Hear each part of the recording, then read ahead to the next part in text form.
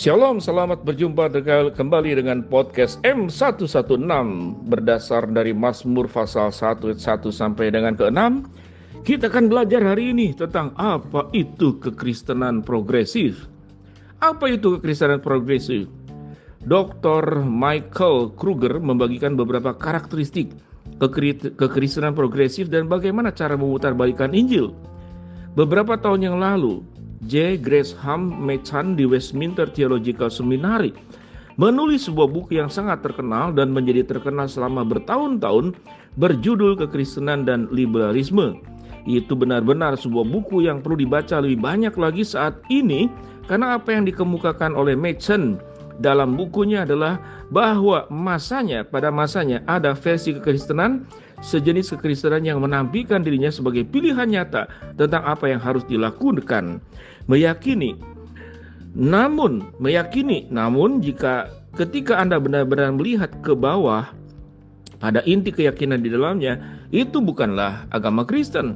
Sama sekali, faktanya itu adalah versi iman yang berbeda. Faktanya, Machen menulis sebuah buku, ini bukan orang Chinese ya, tulisannya Machen. Menulis seluruh buku itu untuk mencoba memperingatkan orang-orang terhadap versi keyakinan tersebut. Di zaman modern, hal serupa masih terjadi dan kita mungkin tidak menyebutnya sebagai kekristenan liberal saat ini. Meskipun ada perasaan bahwa hal tersebut benar, namun istilah yang sebenarnya adalah kekristenan progresif. Ini adalah versi Kristen yang menjual dirinya sebagai sebuah pilihan sah bagi umat Kristiani, yang pada permukaannya sangat mirip dengan pandangan dunia Kristiani. Dan mungkin di mata orang banyak tampak lebih bisa diterima, lebih disukai, versi iman yang benar-benar lebih cocok. Namun sekali lagi, pada zaman Machen, ketika Anda benar-benar mendalaminya, Anda menyadari ada beberapa masalah yang sangat serius di sana. Jadi, salah satu pertanyaan umum adalah bagaimana saya mengenali kekristenan progresif padahal ia terlihat sangat mirip dengan kekristenan sejati. Ayo kita telaah bersama-sama. 1. Kekristenan progresif memiliki pandangan yang rendah terhadap Kristus. Salah satu ciri khas kekristenan progresif adalah cara mereka memandang Yesus. Pandangan ortodok tentang Yesus tentu saja Dia adalah putra Allah yang ilahi dan layak untuk kita sembah, layak kita puji dan kita puja sebagai Tuhan. Namun tentu saja hal itu tidak diyakini oleh Kristen progresif. Mereka percaya bahwa Yesus bukanlah anak Allah ilahi, melainkan hanya teladan moral yang harus kita ikuti. Yesus lebih merupakan seorang kakak yang memberikan pola agar kita mengikuti jejaknya.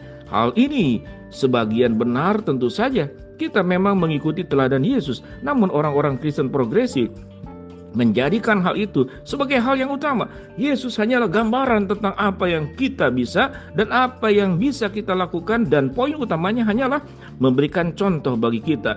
Turunnya Yesus adalah tanda pertama dari kekristenan yang progresif. Yang kedua, kekristenan progresif berfokus pada moralitas, bukan keselamatan.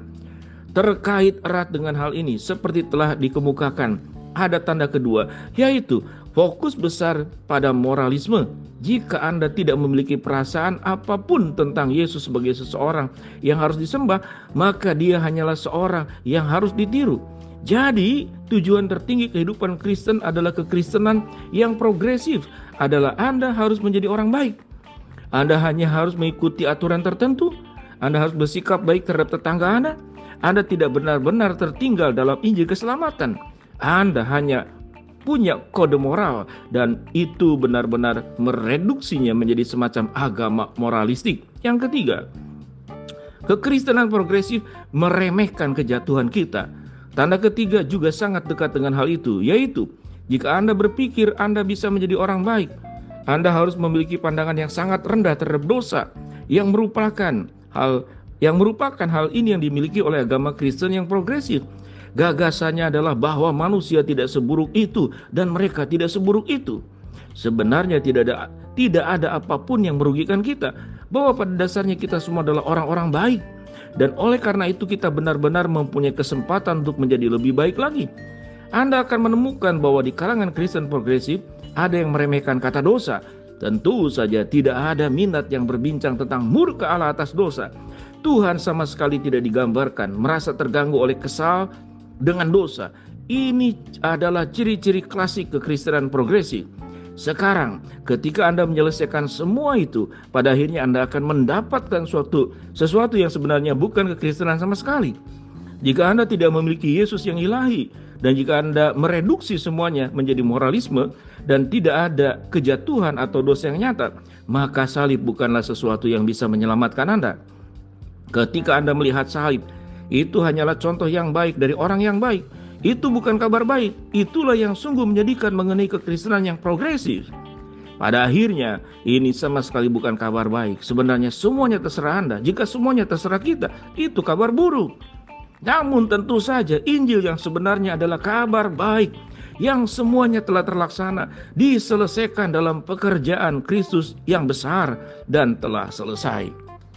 Sahabat podcast M116, apa kesalahan daripada kekristenan progresif?